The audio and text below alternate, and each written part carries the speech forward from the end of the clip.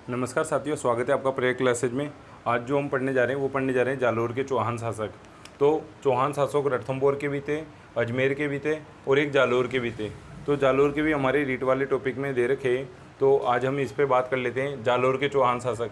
तो सबसे पहले तो ये ध्यान रखना, जो जालोर है तो इसका आपको प्राचीन नाम पूछा जा सकता है। तो इसका जो प्राचीन नाम था वो था, प्राचीन नाम हमको मिलता है जाबालीपुर। जाबालीपुर। अभी जाबालीपुर कैसे पड़ा? तो एक ऋषि थे जाबाली ऋषि थे और उनकी तपोभूमि थी ये।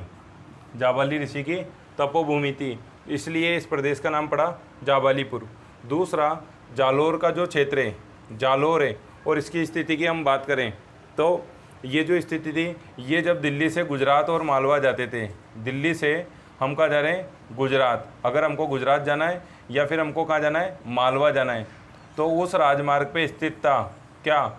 जालोर। तो जब अलाउद्दीन खिलजी की जो सेना गुजरात जा रही थी, गुजरात अभियान पे जा रही थी, तो उस समय जालोर के शासक थे कानड़ देव, और उन्होंने इनको रास्ता नहीं दिया था और उसी सिलसिले में इन्होंने उन पर आक्रमण कर दिया था। लेकिन उससे पहले हम कुछ और बातें करेंगे कि जालोर का जो संस्थापक था चौहान वंश का, वो कौन था। अगर आपसे पूछ ले जालोर के चौहान वंश का संस्थापक कौन था, तो आप ध्यान रखना, इसका संस्थापक था कीर्तिपाल। इसका संस्थापक था कीर्तिपाल, जिसने 1181 ईस्वी में 1181 ईस्वी में क्या की थी? इसकी स्थापना की थी। तो जालोर के जो चौहान वंश है उसका संस्थापक था कीर्तिपाल। तो ये मोस्ट पर्सन है, इसको आप ज़रूर याद रख लेना। ये आपसे पूछा जा सकता है कि जालोर के कीर्तिपाल कहाँ का संस्थापक था, तो जालोर के चौहान वंश का संस्थापक था। 1181 में इन्होंने स्थापना की थी। आगे हम बात करते हैं जालोर का जो सबसे प्रतापी शासक था।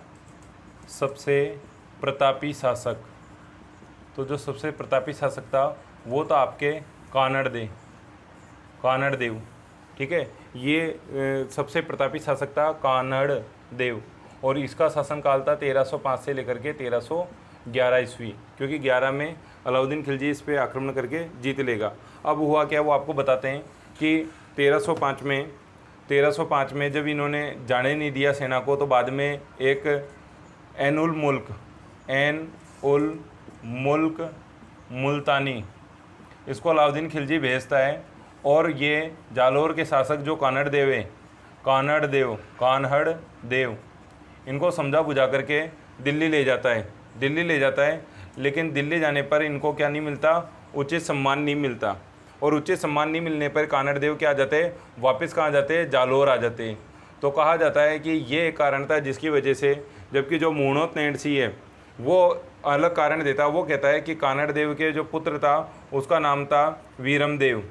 कानड़ देव के पुत्र का नाम था वीरम देव, और अलाउद्दीन खिलजी की पुत्री का नाम था फिरोजा, और इन दोनों में प्रेम संबंध हो जाता है, और ये इनको स्वीकार नहीं होता। वीरम देव मना कर देता है शादी करने को, इसलिए अलाउद्दीन खिलजी ने इस पर आक्रमण किया।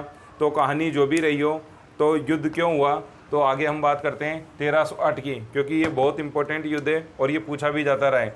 तो 1308 ईस्वी में अलाउद्दीन खिलजी सिवाना के दुर्ग को जीत लेता है। अलाउद्दीन जो खिलजी है वो 1308 में सिवाना, ठीक है, जो वन दुर्ग की श्रेणी में आता है, तो सिवाना का जो दुर्ग है, और ये जो सिवाना दुर्ग है, तो ध्यान रखना, इसको जालोर की कुंजी कहा जाता है। जालोर की कुंजी, यानी अगर जालोर दुर्ग को जीतना है तो आपको ये दुर्ग जीतना ही पड़ेगा। और 1308 ईस्वी में यहाँ पे जो सिवाना दुर्ग है इसको अलाउद्दीन खिलजी जीत लेता है। किससे जीतता है? तो आपको ध्यान रखना है, जो सिवाना दुर्ग है उसका उस समय सेनानायक जो था वो था शीतल देव, और शीतल देव से जीत लेता है। और जीतने के बाद ये जो दुर्ग है इसका नाम, जो सिवाना दुर्ग है, इस सिवाना दुर्ग का नाम बदल के कर देता है खैराबाद। इस दुर्ग का नाम बदल के क्या कर देता है? तो ध्यान रखना, ये भी प्रश्न पूछा हुआ है, खैराबाद। ठीक है, खिजराबाद तो क्या था? चित्तौड़ वाले का, और जो खैराबाद किया है वो किया है सिवाना वाले दुर्ग का 1308 में। इसके बाद आगे हम चलते हैं। 1308 में इतनी लड़ाई हो चुकी होती है, और यहाँ पे कमालुद्दीन गुर्ग को यहाँ का क्या कर देता है? सेनापति नियुक्त करके, और जो अलाउद्दीन खिलजी होता है वो वापस दिल्ली चला जाता है। और फिर 1311 में आता है। 1311 में ये आक्रमण करता है, पहले ये आक्रमण करता है लेकिन ये हार जाता है। उस कंडीशन में 1311 ईस्वी में अलाउद्दीन खिलजी आता है, अलाउद्दीन खिलजी। और अलाउद्दीन जो खिलजी आता है ये आक्रमण करता है जालोर के ऊपर। किस पे आक्रमण करता है? जालोर पे। और जालोर पे उस समय किसका शासन था? तो आपको ध्यान रखना है कानड़ देव का, ठीक है। और कानड़ देव को क्या करता है ये अलाउद्दीन खिलजी? पराजित कर देता है। और पराजित करने के बाद में ये जो दुर्ग है जालोर, इसका नाम बदल के कर देता है जलालाबाद, जलालाबाद। तो इस दुर्ग का नाम बदल के कर दिया जाता है जलालाबाद। तो आपको ये चीज़ ध्यान रखनी है। तो आई होप आपको वीडियो समझ में आया होगा। तो वीडियो को लाइक कीजिए, शेयर कीजिए, कमेंट कीजिए। Thank you.